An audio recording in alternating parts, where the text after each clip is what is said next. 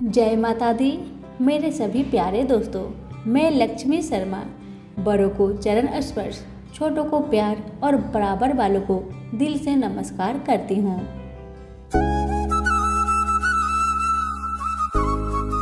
आज मैं सुनाऊंगी शनिवार व्रत की 5 महापुण्य फलदायिनी कथाएं, जिन्हें श्रद्धापूर्वक सुनने से आपके सारे कष्ट अवश्य समाप्त होंगे। तो आइए सुनते हैं प्रथम कथा। शनिदेव की जय हो। कथा। एक समय स्वर्गलोक में सबसे बड़ा कौन कि प्रश्न पर 9 ग्रह में वाद विवाद हो गया। विवाद इतना बढ़ा कि परस्पर भयंकर युद्ध की स्थिति बन गई। निर्णय के लिए सभी देवता देवराज इंद्र के पास पहुंचे और बोले, हे देवराज, आपको निर्णय करना होगा कि हम में से सबसे बड़ा कौन है। देवताओं का प्रश्न सुनकर देवराज इंद्र उलझन में पड़ गए। इंद्र बोले, मैं इस प्रश्न का उत्तर देने में असमर्थ हूँ। हम सभी पृथ्वी लोक में उज्जैनी नगरी में राजा विक्रम आदित्य के पास चलते हैं। देवराज इंद्र सहित सभी ग्रह उज्जैनी नगरी पहुँचे। महल में पहुंचकर जब देवताओं ने उनसे अपना प्रश्न पूछा तो राजा विक्रमादित्य भी कुछ देर के लिए परेशान हो उठे, क्योंकि सभी देवता अपनी अपनी शक्तियों के कारण महान थे। किसी को भी छोटा या बड़ा कह देने से उनके क्रोध के प्रकोप से भयंकर हानि पहुंच सकती थी। अचानक राजा विक्रमादित्य को एक उपाय सूझा और उन्होंने विभिन्न धातुओं स्वर्ण, रजत, कांसा, तांबा, सीसा, रांगा, जस्ता, अभ्रक व लोहे के 9 आसन बनवाए। धातुओं के गुणों के अनुसार सभी आसनों को एक दूसरे के पीछे रखवाकर उन्होंने देवताओं को अपने अपने सिंहासन पर बैठने को कहा। देवताओं के बैठने के बाद राजा विक्रमादित्य ने कहा, आपका निर्णय तो स्वयं हो गया। जो सबसे पहले सिंहासन पर विराजमान है वही सबसे बड़ा है। राजा विक्रमादित्य के निर्णय को सुनकर शनि देवता ने सबसे पीछे आसन पर बैठने के कारण अपने को छोटा जानकर क्रोधित होकर कहा, राजा विक्रमादित्य, तुमने मुझे सबसे पीछे बैठाकर मेरा अपमान किया है। तुम मेरी शक्तियाँ से परिचित नहीं हो। मैं तुम्हारा सर्वनाश कर दूंगा। शनिदेव ने कहा, सूर्य एक राशि पर 1 महीने, चंद्रमा 2.25 दिन, मंगल 1.5 महीने, बुध और शुक्र 1 महीने, बृहस्पति 13 महीने रहते हैं। लेकिन मैं किसी राशि पर 7.5 वर्ष 7.5 तक रहता हूँ। बड़े बड़े देवताओं को मैंने अपने प्रकोप से पीड़ित किया है। राम को 7.5 के कारण ही वन में जाकर रहना पड़ा और रावण को 7.5 के कारण ही युद्ध में मृत्यु का शिकार बनना पड़ा। राजा, अब तू भी मेरे प्रकोप से नहीं बच सकेगा। इसके बाद अन्य ग्रहों के देवता तो प्रसन्नता के साथ चले गए, परंतु शनिदेव बड़े क्रोध के साथ वहां से विदा हुए। राजा विक्रमादित्य पहले की तरह ही न्याय करते रहे। उनके राज्य में सभी स्त्री पुरुष बहुत आनंद से जीवन यापन कर रहे थे। शनिदेव अपना अपमान नहीं भूले।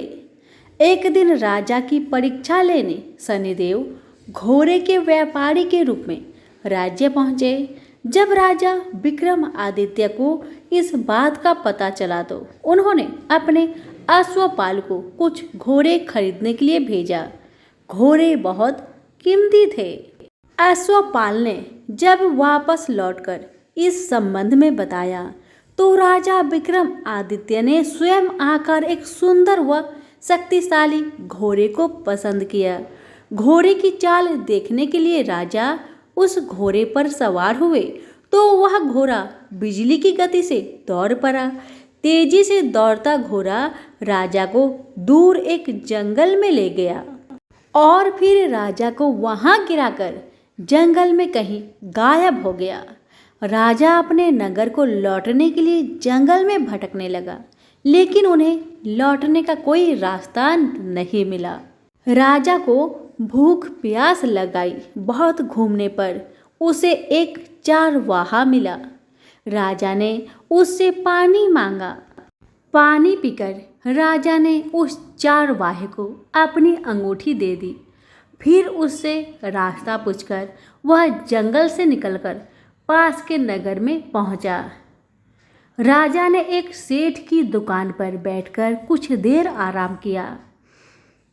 उस सेठ ने राजा से बातचीत की तो राजा ने उसे बताया कि मैं उज्जैनी नगरी से आया हूँ। राजा के कुछ देर दुकान पर बैठने से सेठ जी की बहुत बिक्री हुई। सेठ ने राजा को बहुत भाग्यवान समझा और खुश होकर उसे अपने घर भोजन के लिए ले गया। सेठ के घर में सोने का एक हार खूंटी पर लटका हुआ था। राजा को उस कमरे में छोड़कर सेठ कुछ देर के लिए बाहर गया। तभी एक आश्चर्यजनक घटना घटी। राजा के देखते देखते सोने की उस हार को खूंटी निगल गई। सेठ ने कमरे में लौटकर हार को गायब देखा तो चोरी का संदेह राजा पर ही किया, क्योंकि उस कमरे में राजा ही अकेला बैठा था। सेठ ने अपने नौकरों से कहा कि इस परदेसी को रस्सियों से बांधकर नगर के राजा के पास ले चलो। राजा ने विक्रमादित्य से हार के बारे में पूछा तो उसने बताया कि उसके देखते ही देखते खूंटी ने हार को निगल लिया था। इस पर राजा ने क्रोधित होकर चोरी करने के अपराध में विक्रमादित्य के हाथ पांव काटने का आदेश दे दिया। राजा विक्रमादित्य के हाथ पांव काटकर उसे नगर की सड़क पर छोड़ दिया गया। कुछ दिन बाद एक तेली उसे उठाकर अपने घर ले गया और उसे अपने कोल्हू पर बैठा दिया। राजा आवाज देकर बैलों को हाँकता रहता। इस तरह तेली का बैल चलता रहा और राजा को भोजन मिलता रहा। शनि के प्रकोप की 7.5 पूरी होने पर वर्षा ऋतु प्रारंभ हुई। राजा विक्रमादित्य एक रात मेघ मल्हार गा रहा था कि तभी नगर के राजा की लड़की राजकुमारी मोहिनी रथ पर सवार उस तेली के घर के पास से गुजरी। उसने मेघ मल्हार सुना तो उसे बहुत अच्छा लगा और दासी को भेजकर गाने वाले को बुला लाने को कहा। दासी ने लौटकर राजकुमारी को अपंग राजा के बारे में सब कुछ बता दिया। राजकुमारी उसके मेघ मल्हार से बहुत मोहित हुई, अतः उसने सब कुछ जानकर भी अपंग राजा से विवाह करने का निश्चय कर लिया।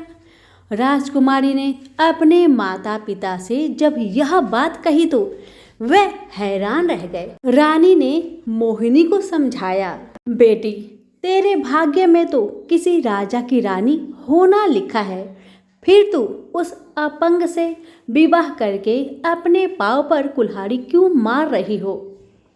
राजकुमारी ने अपनी जिद नहीं छोड़ी। अपनी जिद पूरी कराने के लिए उसने भोजन करना छोड़ दिया और प्राण त्याग देने का निश्चय कर लिया।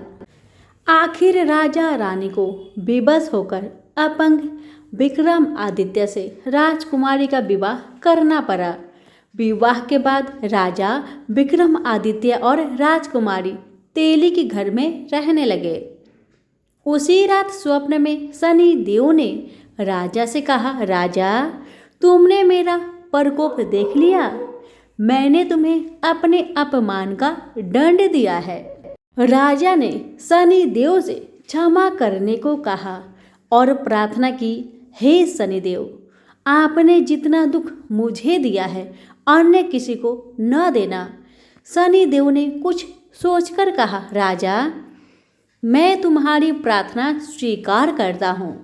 जो कोई स्त्री पुरुष मेरी पूजा करेगा, शनिवार को व्रत करके मेरी व्रत कथा सुनेगा, उस पर मेरी अनुकंपा बनी रहेगी। प्रातःकाल राजा विक्रम आदित्य की नींद खुली तो अपने हाथ पांव देखकर राजा को बहुत खुशी हुई। उसने मन ही मन शनिदेव को प्रणाम किया।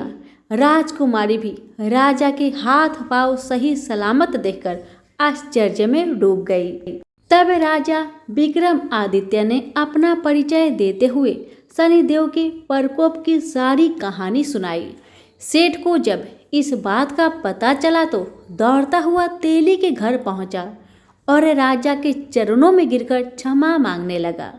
राजा ने उसे क्षमा कर दिया क्योंकि यह सब तो शनिदेव का प्रकोप के कारण ही हुआ था। सेठ राजा को अपने घर ले गया और उसे भोजन कराया। भोजन करते समय वहाँ एक आश्चर्यजनक घटना घटी। सबके देखते देखते उस खूंटी ने हार उगल दिया। सेठ जी ने अपनी बेटी का विवाह भी राजा के साथ कर दिया और बहुत से स्वर्ण आभूषण धन आदि देकर राजा को विदा किया। राजा विक्रमादित्य राजकुमारी मोहिनी और सेठ की बेटी के साथ उज्जैनी पहुँचे तो नगर वासियों ने हर्ष से उनका स्वागत किया। अगले दिन राजा विक्रमादित्य ने पूरे राज्य में घोषणा कराई कि शनिदेव सब देवों में सर्वश्रेष्ठ है। प्रत्येक स्त्री पुरुष शनिवार को उनका व्रत करे और व्रत कथा अवश्य सुने। राजा विक्रमादित्य की घोषणा से शनिदेव बहुत प्रसन्न हुए। शनिवार का व्रत करने और व्रत कथा सुनने के कारण सभी लोग की मनोकामनाएं शनिदेव की अनुकंपा से पूरी होने लगी। सभी लोग आनंद पूर्वक रहने लगे। तो प्रेम से बोलिए शनि भगवान की जय हो। हमारी दूसरी कथा है शनिदेव और हनुमान भगवान की। तो प्रेम से बोलिए शनि भगवान की जय, पवन पुत्र हनुमान की जय। एक बार महावीर हनुमान श्री राम के किसी कार्य में व्यस्त थे। उस जगह से शनिदेव जी गुजर रहे थे। रास्ते में उन्हें हनुमान जी दिखाई पड़े। अपने स्वभाव की वजह से शनिदेव जी को शरारत सूझी और वे उस राम कार्य में विघ्न डालने हनुमान जी के पास पहुंच गए। हनुमान जी ने शनिदेव को चेतावनी दी और उन्हें ऐसा करने से रोका, पर शनिदेव नहीं माने। हनुमान जी ने तब शनिदेव जी को अपनी पूंछ से जकड़ लिया और फिर से राम कार्य करने लगे। कार्य के दौरान वे इधर उधर चहलकदमी भी कर रहे थे, अतः शनिदेव जी को बहुत सारी चोट आई। शनिदेव ने बहुत प्रयास किए पर हनुमान जी की कैद से खुद को छुड़ा नहीं पाए। उन्होंने विनती की पर हनुमान जी अपने कार्य में खोए थे। जब राम जी का कार्य खत्म हुआ तब उन्हें शनिदेव जी का ख्याल आया और तब उन्होंने शनिदेव को आजाद किया। शनिदेव जी को अपनी भूल का एहसास हुआ और उन्होंने हनुमान जी से माफी मांगी कि वे कभी भी राम और हनुमान जी के कार्य में कोई विघ्न नहीं डालेंगे और श्री राम और हनुमान जी के भक्तों को उनका विशेष आशीष प्राप्त होगा। तो प्रेम से बोलिए श्री राम की जय, पवन पुत्र हनुमान की जय, शनिदेव की जय। अब आइए सुनते हैं शनि भगवान की तीसरी कहानी और ये कहानी है अहंकारी रावण और शनि भगवान की। एक कथा के अनुसार अहंकारी लंकापति रावण ने शनिदेव जी को कैद कर लिया और उन्हें लंका में एक जेल में डाल दिया। जब तक हनुमान जी लंका नहीं पहुंचे तब तक शनिदेव उसी जेल में कैद रहे। जब हनुमान सीता मैया की खोज में लंका में आए तब माँ जानकी को खोजते खोजते उन्हें भगवान शनिदेव जेल में कैद मिले। हनुमान जी ने तब शनि भगवान को आजाद करवाया आज़ादी के बाद उन्होंने हनुमान जी को धन्यवाद दिया और उनके भक्तों पर विशेष कृपा बनाए रखने का वचन दिया। प्रेम से बोलिए पवन पुत्र हनुमान की जय, शनि भगवान की जय। अब आइए सुनते हैं चौथी कथा। चौथी कथा है शनि भगवान और भोलेनाथ की। भगवान भोलेनाथ पर शनि देव की वक्र दृष्टि को लेकर एक पौराणिक कथा प्रचलित है। कथा के अनुसार एक बार शनिदेव अपने आराध्य भोलेनाथ के दर्शन के लिए कैलाश पर्वत पर पहुंचे थे।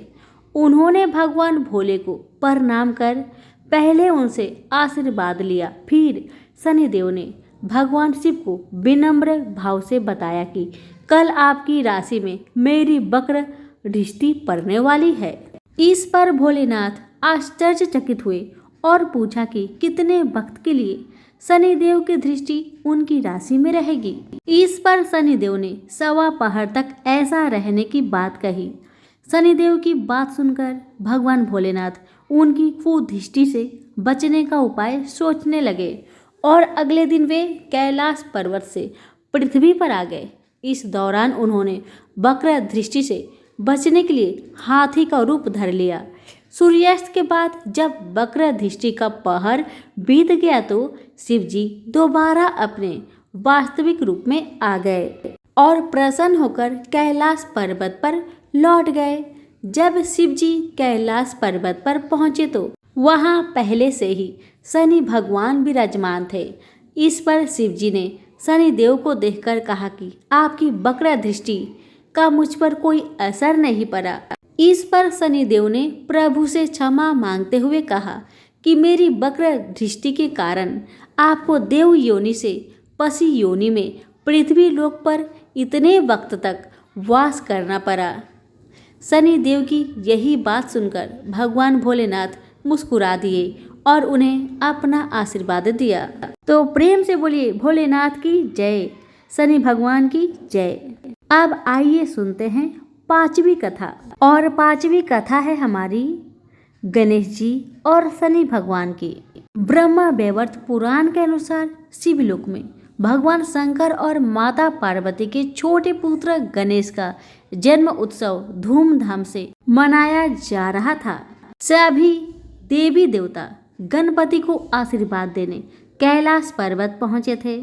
न्याय के देवता शनि देव भी इस उत्सव में शामिल हुए, लेकिन वो अपना शीश नीचे झुकाकर खड़े थे। उन्होंने बालक गणेश को देखा नहीं तो माँ पार्वती को हैरानी हुई। तब माता पार्वती ने शनि देव से सिर झुकाकर खड़े होने और बाल गणेश को न देखने की वजह पूछी। शनि देव ने माता को बताया कि उनकी दृष्टि से गजानन को हानि पहुंच सकती है।